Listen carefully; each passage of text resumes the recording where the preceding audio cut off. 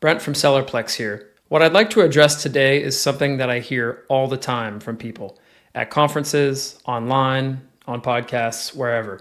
And basically it's what people mean when they talk about Amazon DSP. So very often I'm talking to someone at an event.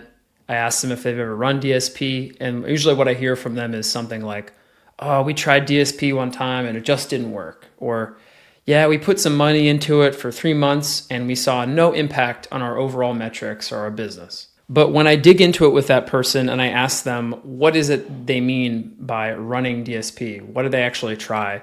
Usually I learn 3 things. The first one, bottom of funnel retargeting only. That's the only thing they've tried. They've only spent $5,000 US or less per month. And the last one, they're ROAS focused when they're reporting and they're thinking. So this to me is a great waste of the potential of DSP on what I would call just the basics. This is the very base level thing that people are doing. Conversely, sometimes I see people do this same thing and then post about it on LinkedIn or Facebook groups or something like that and say like, "Wow, look at our ROAS, it's like 17 times.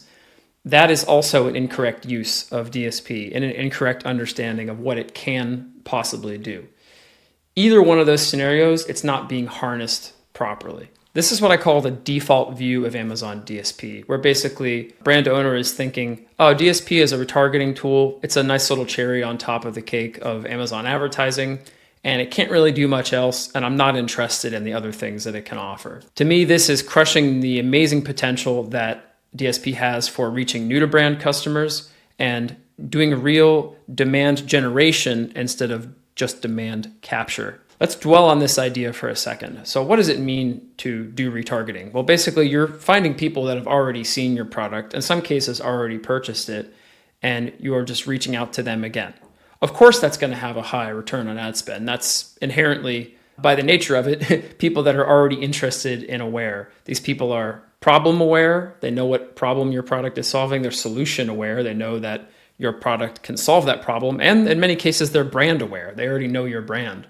So you're not really reaching anyone new. What we're trying to do with DSP when it's used properly is do demand generation. So we're reaching far beyond what simple retargeting can do and meeting people where they are as the correct audience or the correct user profile that we've determined with DSP and finding them there and bringing them in. So let's go to the idea of a funnel. This is something I think everyone is probably familiar with. And where we are with DSP when we're doing this so-called default DSP mindset is we're here. We're here at the bottom, right? This is pretty much it. DSP retargeting, you are here.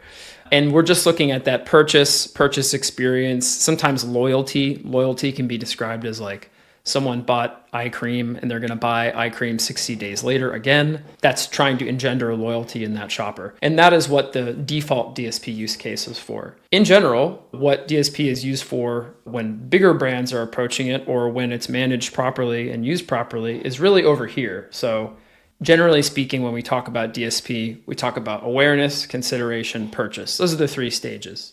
This funnel breaks it out a little bit more, but we're really wanting to reach people at that awareness and consideration stage in order to find net new shoppers and net new customers. This can be done with custom first-party audiences and custom Amazon unique audiences.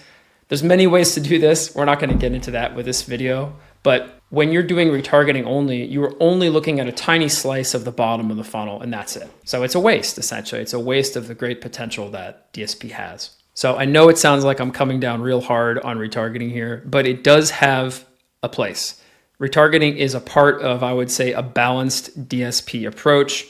There is definitely a percentage of spend that should be devoted to remarketing, and that can be thought of as what's called like efficiency spend. So you're making return on that, but it's not helping at all with growth. To be clear, retargeting is not helping with growth. It's just purely draining the funnel, getting those people out, having them purchase, and having a nice ROAS, which looks good on reports for sure, no doubt about that. It looks really good in LinkedIn groups and in Facebook posts, but really it's not doing anything to further the brand and expand it, right? A default like setup for DSP might look like something like this. This is a screenshot from DSP, which just shows the audience setup. And essentially what we're doing here in this particular order is we're retargeting to people that have seen our products in the last 7 days. We're excluding those that have purchased in the last 60 days.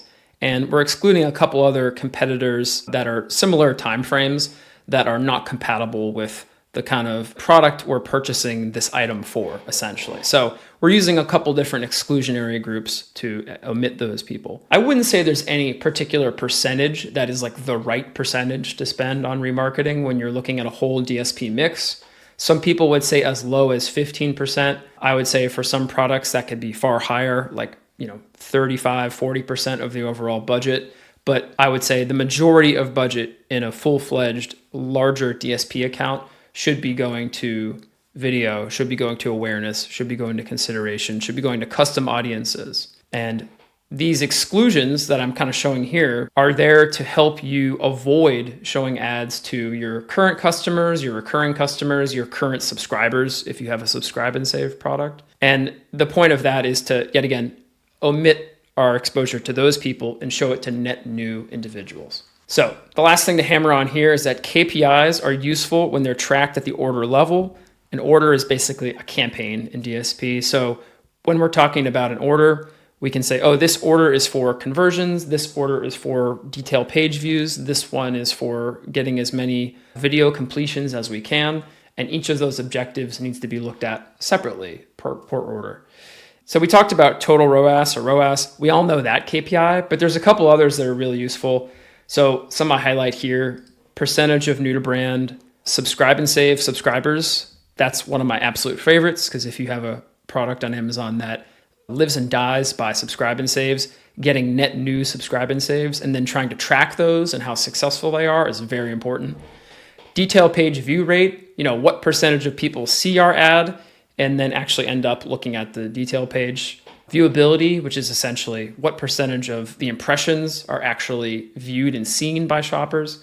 And something like video completion rate, which is essentially how many people have started watching the video and then actually finished it or made it 75% of the way through. The last one I'll highlight for KPIs is the percentage X new to brand.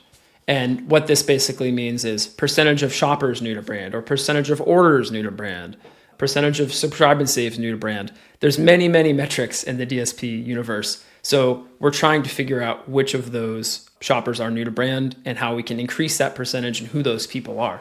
This is something we can do with AMC, which gets me to the next point here. We can make sense of all this stuff thanks to AMC. So this is an AMC report that I have run just recently for an account, and it's called Path to Conversion by ad type or by campaign type.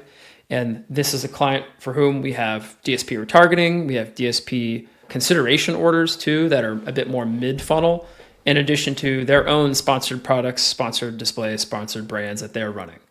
And this is just a recent time frame, but you can see we have both DSP retargeting occurrences and also those for consideration. And those show up at different places in the mix. Some people might see a sponsored products ad and then see a DSP retargeting order. Some people might see a DSP consideration order, then see a sponsored brands, then see a sponsored products, then purchase. There are many, many permutations that a shopper can undergo when they're viewing ads on Amazon. And this report is trying to give us an idea, thanks to AMC, like what order they're undergoing this and what the ROAS for each of these potential combinations is. So thank you, AMC. Very useful report and something we use all the time to figure this out. So just to recap here and wrap this up, Amazon DSP is a lot more than simple retargeting. This is the fundamental mental shift that every sophisticated brand that is selling on Amazon and is advertising at any serious level has to make so they can understand what DSP can do for them. Do not think that total ROAS and standard retargeting is the only thing that you can do, and the only metric you should worry about is money in, money out. It's a lot more complicated than that. All that's doing is measuring efficiency within your existing audience. It's not telling you anything about growth and incrementality on the platform in general. So the campaigns that you run long-term for DSP, you should focus on brand building, incremental lift, and full funnel efficiency. These are all things we can get into in future videos. And just check out this channel for more. We'll be talking about concepts like this soon. So if you want to talk DSP, get in touch with me If you want to talk about retargeting, I'm open to talk about retargeting. I'm not trying to hate on it. I'm just saying it's not the only thing that Amazon DSP can be used for. Thanks.